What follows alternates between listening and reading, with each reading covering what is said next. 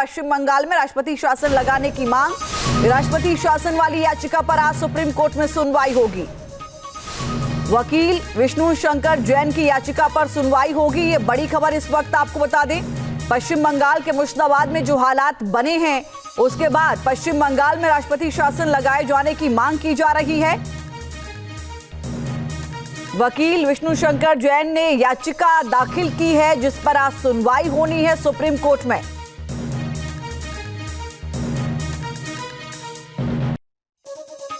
राष्ट्रपति शासन वाली याचिका पर आज सुप्रीम कोर्ट में सुनवाई होगी।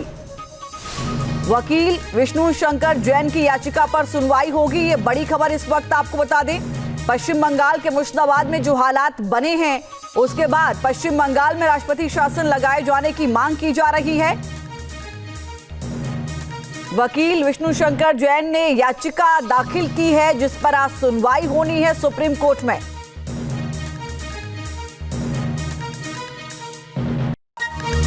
बड़ी खबर, यूपी में बड़ा प्रशासनिक फेरबदल हुआ है। 33 आईएएस 3 आईपीएस के तबादले हुए हैं। विशाल सिंह को सूचना निदेशक बनाया गया है।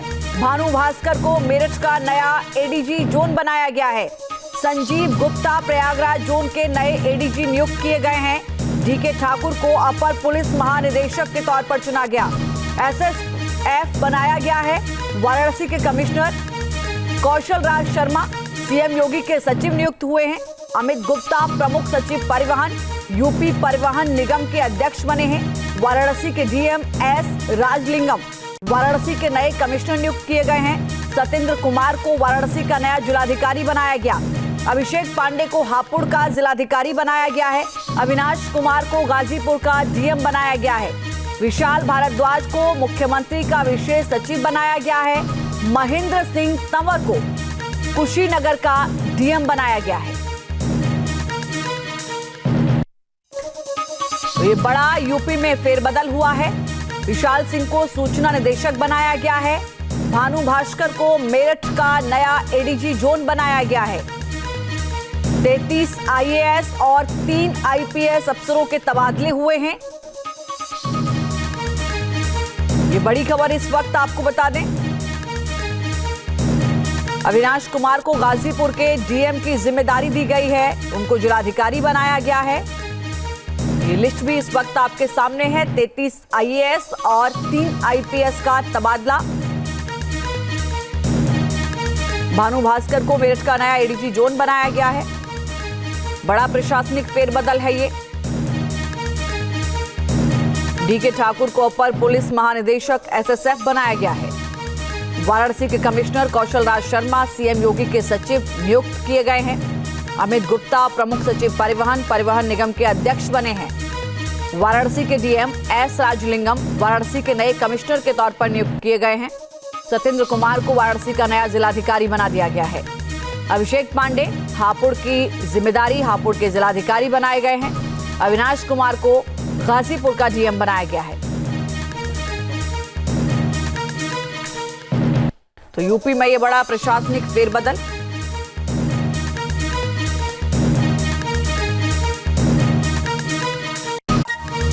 बड़ी खबर, यूपी में बड़ा प्रशासनिक फेरबदल हुआ है। 33 आईएएस 3 आईपीएस के तबादले हुए हैं। विशाल सिंह को सूचना निदेशक बनाया गया है। भानु भास्कर को मेरठ का नया एडीजी जोन बनाया गया है। संजीव गुप्ता प्रयागराज जोन के नए एडीजी नियुक्त किए गए हैं। डीके ठाकुर को अपर पुलिस महानिदेशक के तौर पर चुना गया। जयपुर दौरे पर अमेरिकी उपराष्ट्रपति जेडी वेंस हैं और परिवार के साथ वो आमेर फोर्ट पहुंचे हैं। आपको बता दें कि कल जेडी वेंस अपने परिवार संग भारत पहुंचे हैं। 4 दिनों का उनका ये भारत दौरा है। कल उन्होंने यहाँ प्रधानमंत्री नरेंद्र मोदी से मुलाकात की। अक्षरधाम जाकर उन्होंने अपने बच्चों के साथ वहां पर दर्शन किए। दरअसल जो उनकी पत्नी है उषा वेंस, वो भारतीय मूल की हैं और अपने 3 बच्चों के साथ फिर यहाँ पर जो उनका कार्यक्रम था उसके बाद वो कल शाम ही जयपुर के लिए निकल गए थे। अब आज तस्वीर हम आपको दिखा रखे हैं जहाँ पर आमेर फोर्ट पहुंचे हैं जेडी वेंस। ये तस्वीरें इस वक्त वहाँ की जो कल्चरल एक्टिविटीज हैं उनको देखते हुए, उनका लुत्फ उठाते हुए अपने 3 बच्चे और पत्नी संग पहुंचे हैं जेडी वेंस। तो डिप्लोमेसी के लिहाज से अगर हम कहें तो ये दौरा अहम है ही, क्योंकि एक तरफ वहां टैरिफ की अगर बात करें या तमाम उन बातों को जिनको लेकर दोनों देशों के बीच जो संबंध है वो, प्लस अगर हम बात करें उनके पारिवारिक रिश्तों की भी, तो उस लिहाज से भी ये बेहद अहम हो जाता है। उषा वेंस जो कि भारतीय मूल की ही हैं। फिलहाल ये तस्वीरें हम आपको दिखा रहे हैं आमेर फोर्ट, जहां पर पहुंचे हैं जेडी वेंस अपने परिवार संग, और आज उनके भारत दौरे का ये दूसरा दिन है।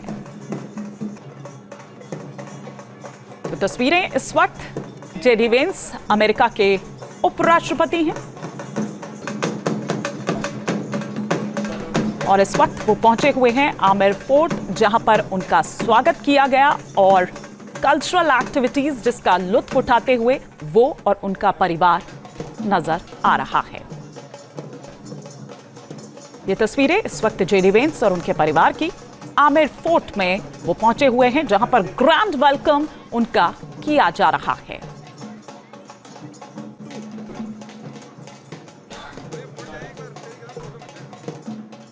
Bengaluru wing commander attack case में सीसीटीवी सामने आया है और सीसीटीवी फुटेज में विंग कमांडर भी आरोपी से लड़ते हुए नजर आ रहे हैं। हमले में गंभीर रूप से घायल हुए हैं विंग कमांडर।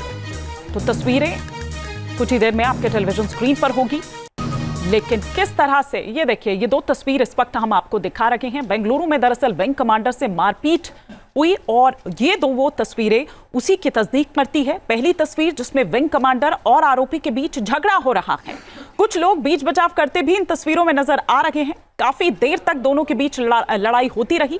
आरोपी विंग कमांडर को धक्का देने की कोशिश करता है। वहीं दूसरी तस्वीर जो आप देख रहे हैं, इस तस्वीर में आरोपी जमीन पर गिरा हुआ है और विंग कमांडर उस पर हमला करते नजर आ रहे हैं। हालांकि विंग कमांडर ने आरोप लगाया है कि उनके ऊपर हमला किया गया।